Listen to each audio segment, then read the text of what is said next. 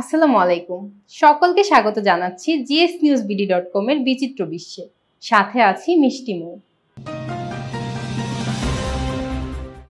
দেখতে যেন অবিকল লিওনেল মেসি, উচ্চতাও আর্জেন্টিনার তারকার মতোই। ইরানের যুবক রেজা পারেস্তেশকে দেখলে মেসি বলে গুলিয়ে ফেলতে পারেন যে কেউই। ইরানের পশ্চিমের শহর হামেদানের বাসিন্দা তিনি। মেসির মতো দেখতে হওয়ার কারণে রেজার ভক্ত সংখ্যাও কম নয়।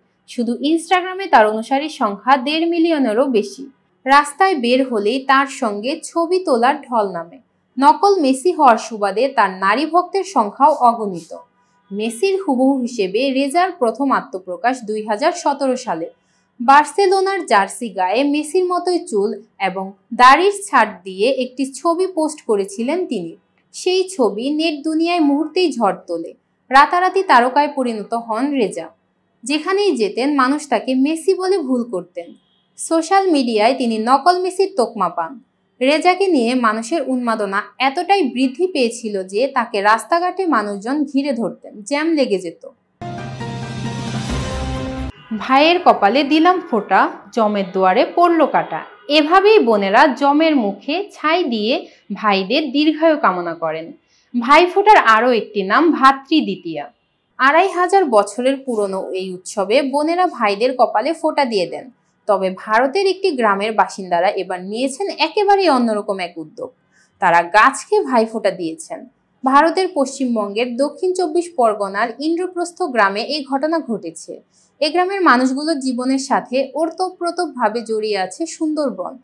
এই জঙ্গলের উপর নির্ভর করে বছরের পর বছর জীবন কাটিয়ে দেন এই গ্রামের মানুষেরা। বনের গাছ বাঁচাতেও অনেক সময় অগ্রণী ভূমিকা নেন তারা।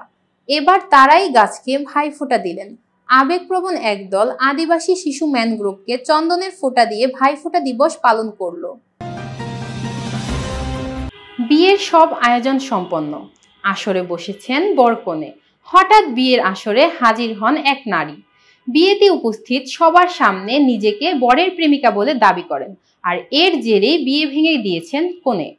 চাঞ্চল্যকর এই ঘটনা ঘটেছে ভারতের পাঞ্জাব প্রদেশের মোহালিতে।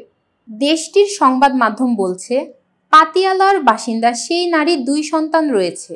তিনি অভিযোগ করে বলেছেন, মেয়েটির সঙ্গে যার বিয়ে হচ্ছে সেই ছেলে তাকে বিয়ে করার প্রস্তাব দিয়েও কথা রাখেননি।